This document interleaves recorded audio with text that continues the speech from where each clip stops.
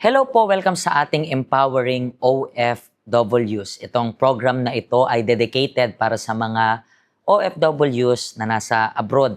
Kayo po na nag-work dito sa Asia or nasyan po kayo sa Middle East. Alam natin na hindi ganun kaganda yung sitwasyon dyan.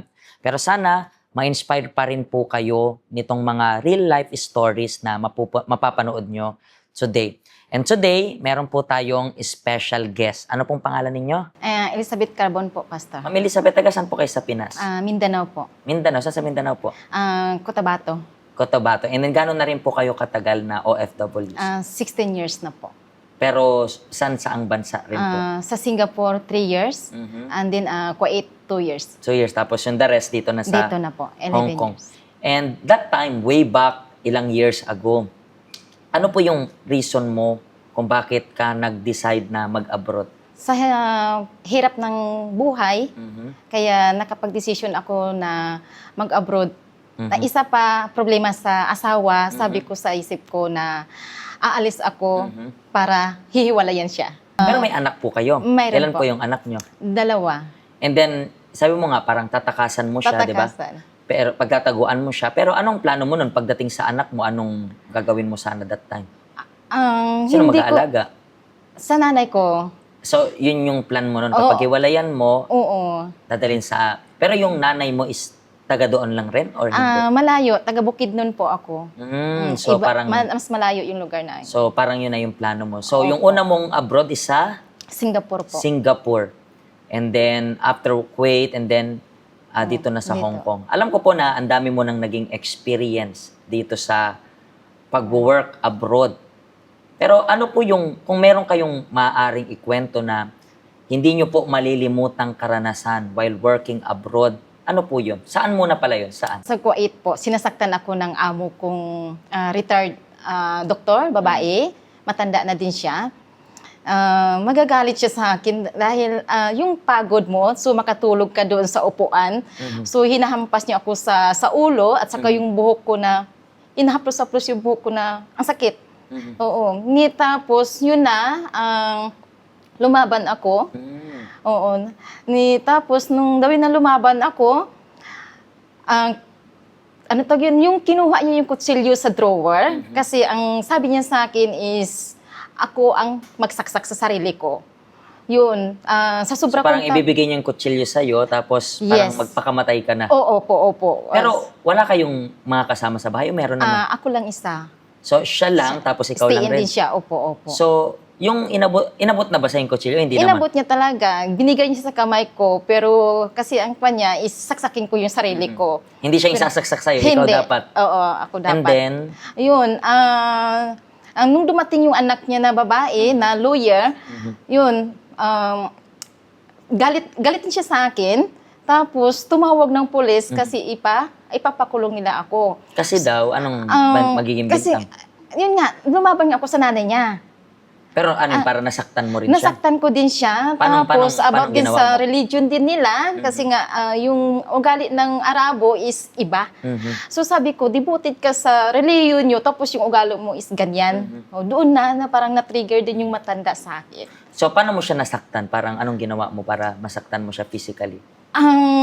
Nihampas ko din sa kamay ko. Kaya nga, yun nga sabi ng anak niya na ipapulis ako, ipapakulong. And doon sa Middle East, alam natin na unlike dito sa Hong Kong, di ba, parang poprotektahan kayo ng batas. Doon, Yes. is parang papabor sila sa mamamayan nila, di ba, sa citizen nila. Opo. And ilang years ka lang doon? 2 years lang. Pero natapos mo pa rin yung contract, gano'n? Natapos ko, tiniis ko. Kasi nga, Pero mga gano'n ka nakatagal that time nung nangyari na parang nagkasagutan and gumanti ka na rin? mga 7 months na lang matapos visa ko. So, paano yung trato niya sa'yo? Yung 7 months na natitira, mas worse? O Mas hindi? worse. Tiniis ko kasi nga, ang sabi niya sa akin is, kailangan kong ibalik yung gastos nila na 100,000 piso, saan ako kukuha? So, Gastos nung para makapunta ka doon? oo, kailangan ko ibalik. Ni saan ako kukuha? So, tiniis mo na lang ng 7 months? Tiniis ko na lang kasi back to zero ako pag umuwi ako.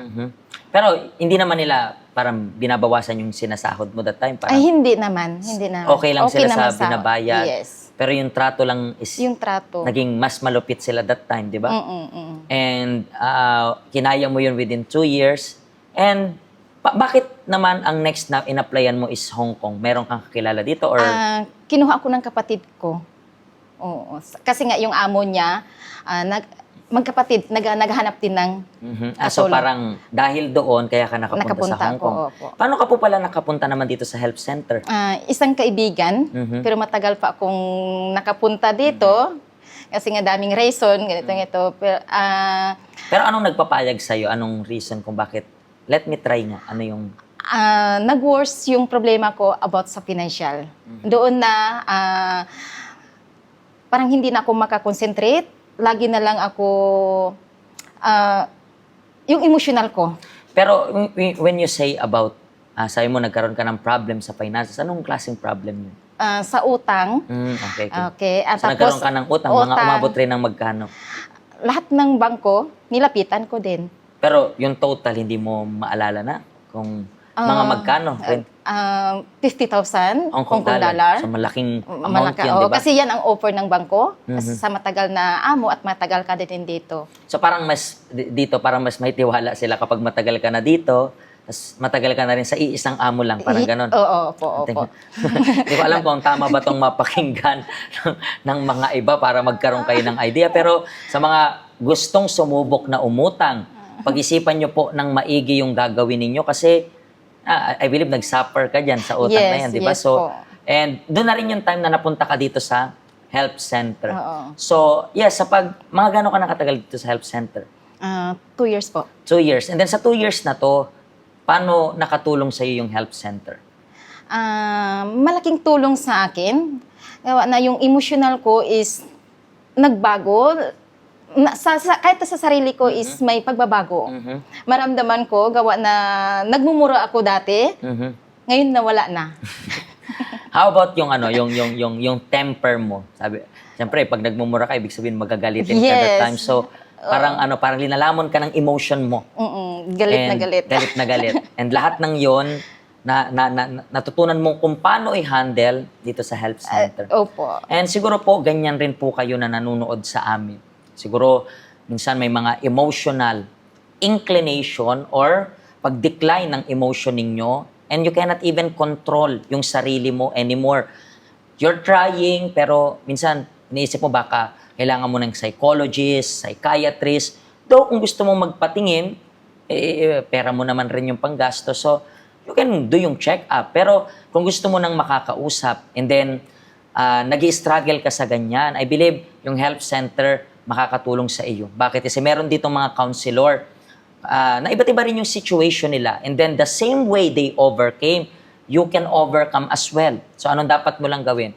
Maging open-minded ka, maging open-hearted ka rin na natanggapin yung mga teaching. Kasi may mga times na makukompronta ka ng katotohanan. Pero it's up to you kung anong gagawin mo sa katotohanan. Sabi nga nila, even yung criticism, pwede mo siyang makita in positive, pwede mo rin siyang makita in a negative. Depende lang yan sa point of view mo. So visit po kayo sa health center namin.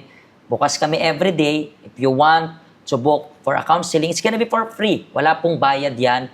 Just contact us.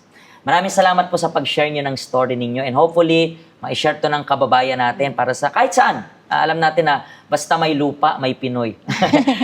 Laging ganyan. Okay, sana ma-share nila. Maraming salamat po and pagpalain po kayo ng Diyos. See you sa next episode natin. God bless you po.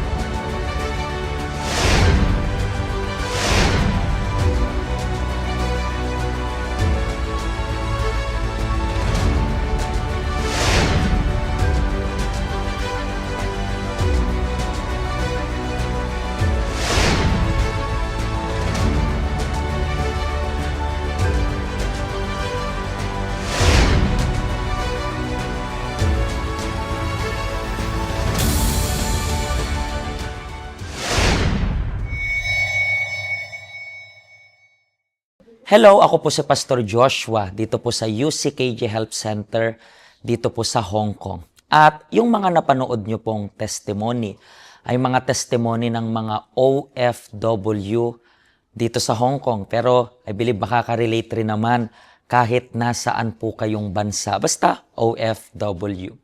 Ang health center po natin ay walang pinipiling religion. Base na rin po sa name, Health Center. Kung kailangan nyo po ng karagdagang information, nandito lang po sa baba lahat ng information na kailangan ninyo.